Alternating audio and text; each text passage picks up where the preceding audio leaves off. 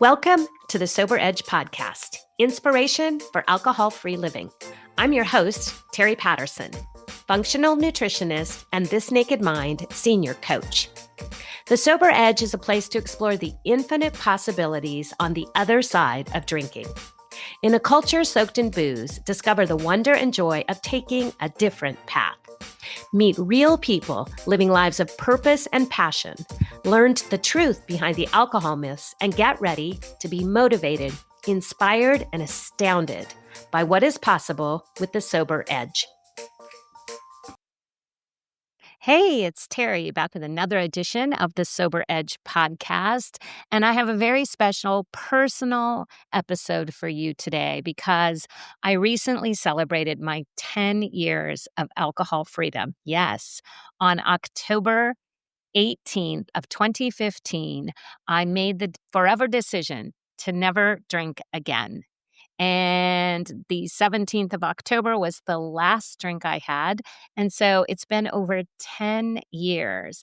And I wanted to share today a very special episode of 10 things I love about sobriety from 10 years of alcohol freedom. And I didn't want to just make a list of 10. So I'm trying something a little different. And I started laughing at myself because I thought, when I'm 12 years, I could just do the partridge in the pear tree.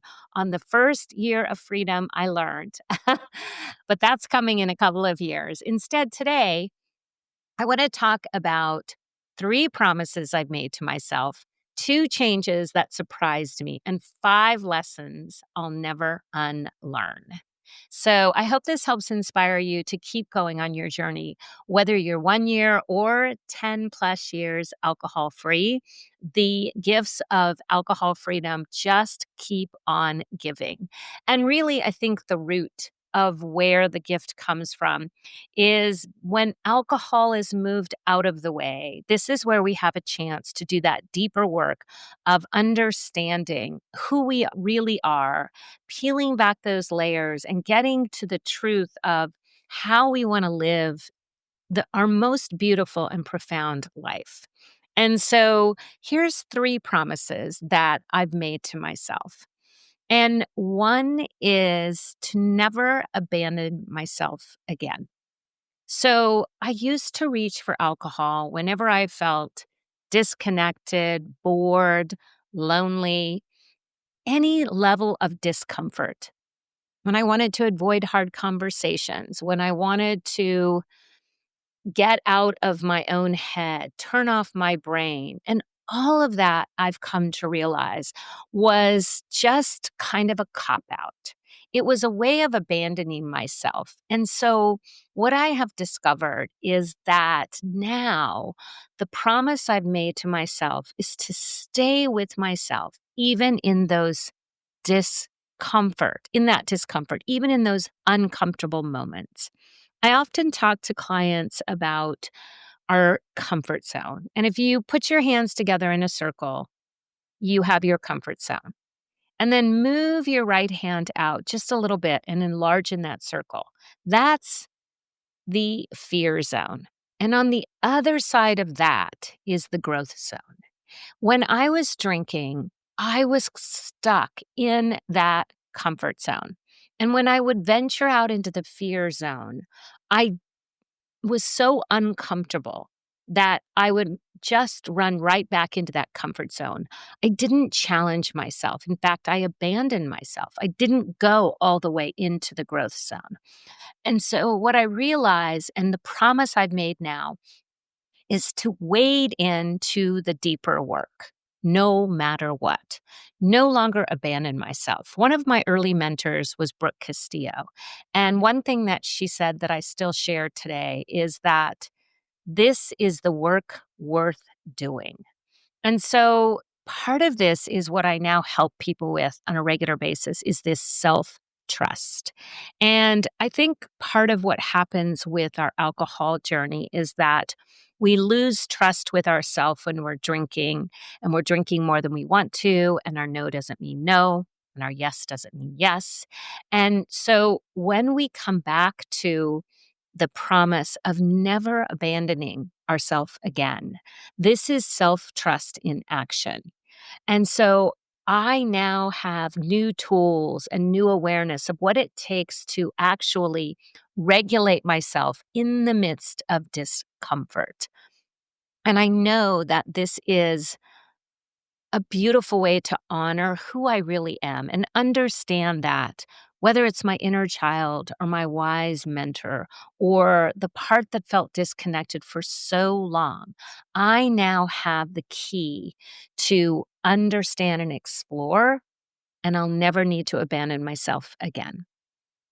And a second promise that I've made to myself is to lean in to curiosity. When I stopped drinking, I realized that I had been using a lot of default patterns that were not serving me. And one of them was that very quick rush to judgment.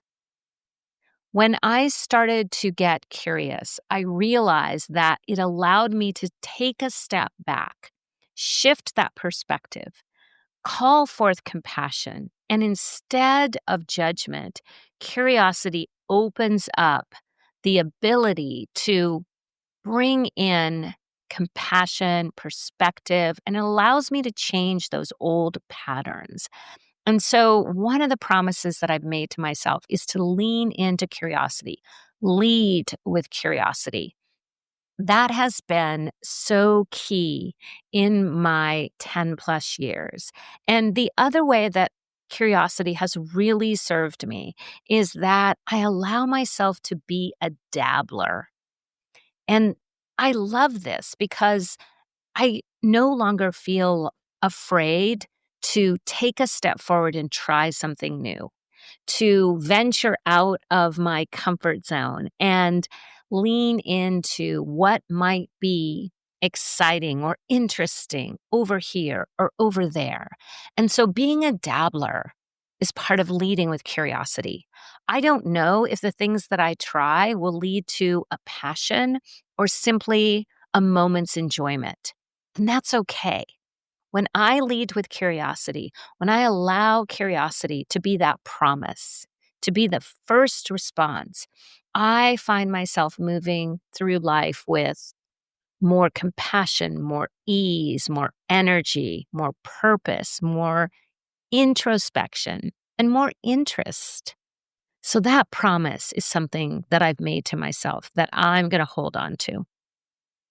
And the third promise, there's been many, but the third one I want to share with you is to find joy anywhere I can and not wait for proof.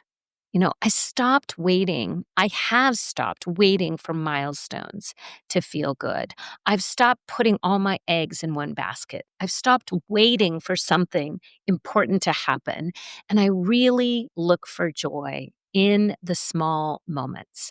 And one of the most powerful things has been that I have realized that gratitude is a driving force in this joy without needing proof.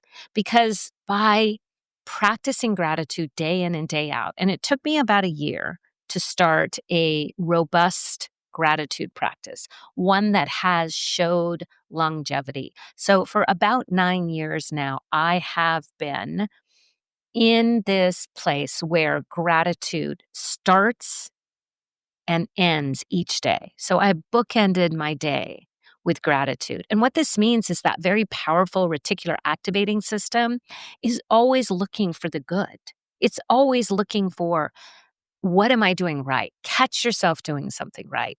And so I promise to always find joy and not wait for it, but to look for it, to focus on it. And gratitude has been a huge part of this.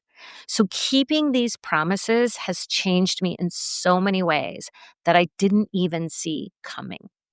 And two of those ways that have surprised me the most is learning that I can trust my body and my nervous system and my emotions in ways I never knew possible. One of the interesting parts of my personal journey is that when I was caught in that cycle of drinking and over drinking and taking a break and going back to drinking and beating myself up for drinking. I was so in my head. You've probably heard me share on this very podcast that it was exhausting how much mental energy I expended thinking about drinking, thinking about not drinking, recovering from drinking, wondering about my drinking, beating myself up about my drinking. And so I was very much someone who was in her head all the time. And so one of the changes that surprised me is I've now learned how to honor both my emotions and my physical body. And so I trust now that my emotions are a clue. They're giving me information. I don't need to run away from hard emotions.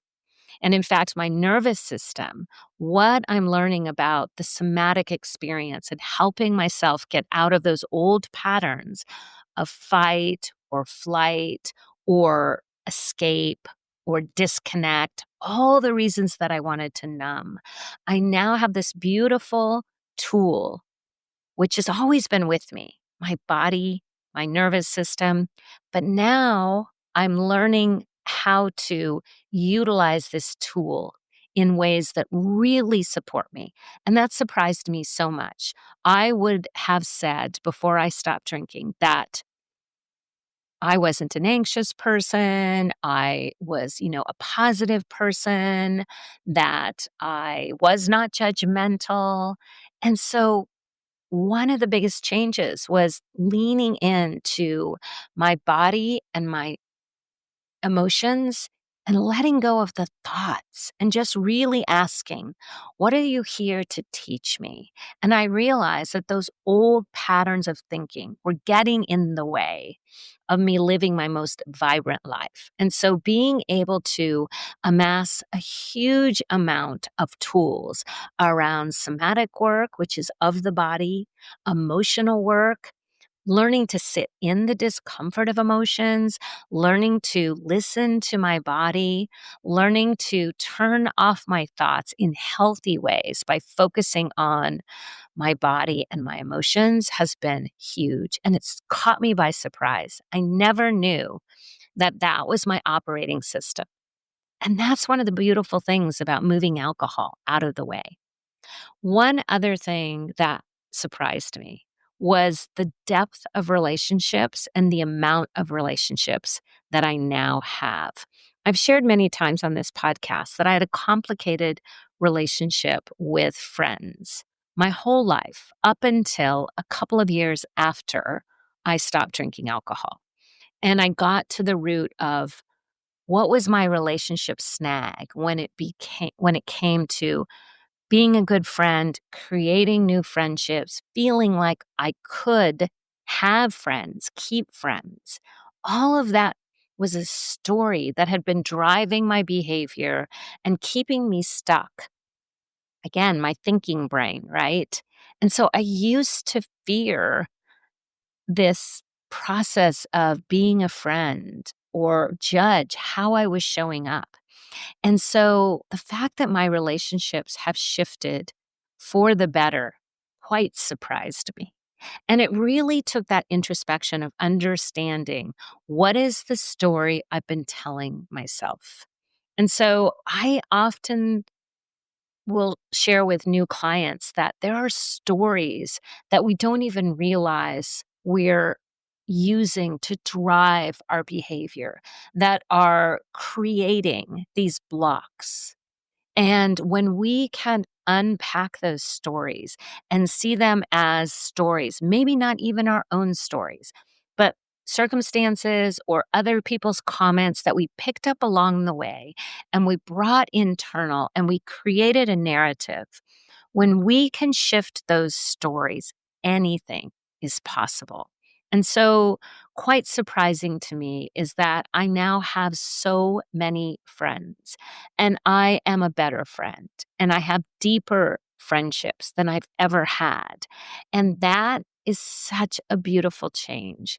And that alone would have been enough reason to stop drinking, to know in the beginning that I wasn't going to lose friends. In fact, I was going to gain intimacy with the friends I already had and create connection in new ways that would foster friendships far and wide. And so, real connection comes from being your whole self, dropping the stories and understanding that we get to show up in our new identity as our most authentic self. And that makes such a difference. And so it's been a beautiful, beautiful um, couple of changes that have really surprised me. There are more, but those are two. And, if you even just invite yourself to think, wow, what would be two changes that I would love to see come from my dropping alcohol or ditching the booze or changing that relationship, letting go instead of holding on so tight to what we think is keeping things together. My mentor, Annie Grace, often said, I thought alcohol was the duct tape holding my life together. Imagine getting to a place where no duct tape is needed. And so through these promises and these changes came a lot of lessons over these past 10 years. Not all of them have been easy lessons, but they have been so valuable and so worth the energy to explore and to lean into and discover. And hard work, earned wisdom is one of the most challenging things to accept and embrace. And I've been able to do it because alcohol has been not a part of my life. So much change has happened in these 10 years. So, 5 lessons that I now know and I'll never not know. One of them is around healing or recovery. I like to think of it as rather than recovery, I like to call it discovery. And this healing and discovery is not linear. We have places where we're growing so quickly and we're feeling that huge shift. And then we have places where we feel stagnant. We have places where we might even feel like we're taking a step back, seasons that are hard, and we find ourselves relying on old thought patterns and maybe even feeling some pull or tug toward the use of alcohol. I personally haven't experienced that, but I have experienced other patterns of numbing, extra Netflix, getting caught up in scrolling on social media, uh, things like that, that I recognize now is part of those old patterns of wanting to numb or disconnect. And so it's so important to know that healing is not in a straight line. We are going to continue to discover and then fall back and then learn more and grow and take a giant leap forward and one or two steps back. And so there is no finish line here.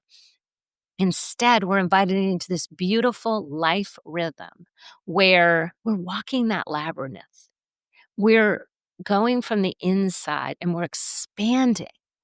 This journey is so expansive, but we're bumping right up against those old patterns. And as we expand, I like to say, new level, new devil. There's more work to be done. And it's this beautiful work of becoming. And something else that I is a lesson I'll never unlearn is how to be in the present moment, the gift of being in the present moment. And that is something that I spent so much time in my earlier years, and particularly when I was drinking a lot, mired either in the future and worry or rumination in the past, holding on to old stories, repeating old patterns, feeling like a victim, wondering why everything was happening to me instead of for me. And so, this beautiful ability to be in the present moment, and it takes work But again, this is the work worth doing. For me, one of the keys was meditation. When I started to slow down my thought process, this was part of my discovery as well, my healing discovery. I slowed down my thought process enough to disrupt that pattern of reaction, reaction, reaction. Something would happen, I would react. Something would happen, I would react.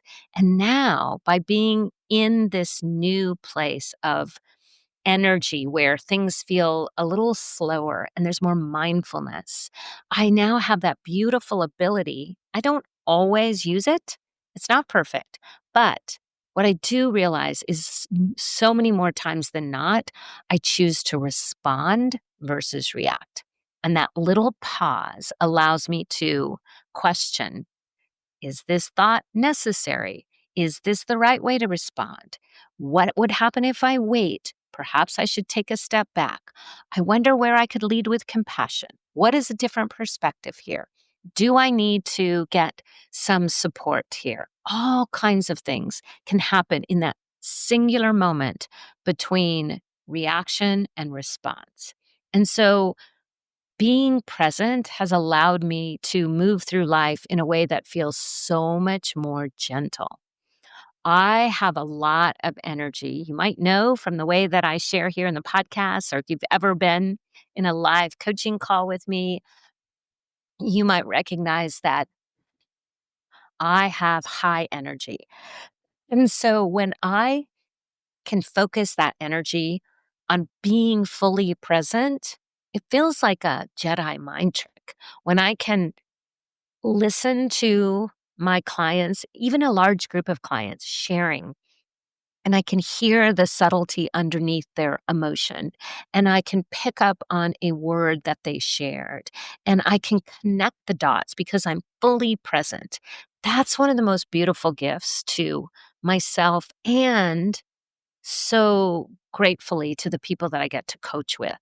And so, this beautiful ability to be present is something that I will never unlearn. I now know the difference. And yes, sometimes I still get caught up in, for me, it's more worry than rumination, but I catch myself quicker and quicker and quicker. And then time. One thing that I will always be so grateful for, one of the lessons that I'll never unlearn is how to maximize the time that I have, how to actually recognize that. Uh, the ways that time is not abundant and it's not scarce. It just is. And this goes also to that present moment. But I spent so much time caught in that cycle of drinking and not drinking and thinking about drinking and trying to not think about drinking that I am so grateful for all that I've done in these 10 years. I went from working full time as a school secretary and kind of just going through the motions, ending every day with a drink or two, to instead going back to school, becoming a functional nutritionist, and then starting a health coaching business, and then moving into life coaching with an emphasis on alcohol freedom and working in the beautiful rooms of Annie Grace's programs and now in the amazing rooms with James Swanwick's programs. And I have had such a fun ride, like so much. It feels like time has expanded. I've been on 6 or 7 trips with my girlfriend Sarah, where we go to these sober events and conferences. That's something that I never had in my timeline before. I have more time to spend, even though I work a lot. It's like all of the pieces are clicking. I'm no longer spinning my wheels. Instead, I'm creating. And that energy is something where that time has come back to me. And so it's never too late to start working on your alcohol freedom because I didn't start until 55. And these last 10 years have been the most productive, most energetic, most joyful 10 years of my life. And one other truth, one other lesson I'll never unlearn is that passion can be shared and compassion can be shared. And this beautiful ability to be in community and recognize how we can hold our own boundaries and still be supportive of other people. This is one of those lessons that has been hard won. And so I'll never unlearn this gift of self compassion and compassion and how we can show up for one another. And particularly in the alcohol free rooms that I've been privileged to be in and coach in, I see people leaning into compassion and self compassion every day. And it's something I will treasure. And I have intentionally done more work around compassion and self compassion because I think it truly can be one of the key lessons for all of us to learn. How do we show up? And we don't have to give away all our energy. We can still be fully us and still meet our fellow humans with compassion. We can still be fully us and have more self compassion. And then finally, I think one of the most beautiful things is you don't become someone new. Instead, you get to rediscover who you've always been. I often describe this journey as a journey of becoming and unbecoming. So during my 10 years of alcohol freedom, I've dropped a lot of things. I've unbecome some of those unbecoming ways that I used to show up in. That judgment that I talked about, wasting time, falling into rumination or worry, lack of self compassion. I have unbecome all of those things. And instead, I have this beautiful place where I'm getting back to what is the core essence of Teri? And I think that's true for all of us. And unfortunately, alcohol can separate us from that work because it masks who we really are. It numbs our senses and sensibility. It takes us out of the game and we're sidelined.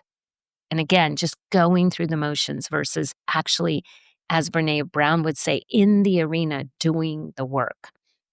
And so I love the concept of becoming and unbecoming. I think it's one of the most powerful parts of this journey because we get to rediscover the best parts of ourselves and we get to create new ways of showing up in the world based on our values, our self compassion, and really the core essence of who we are and who we've always been.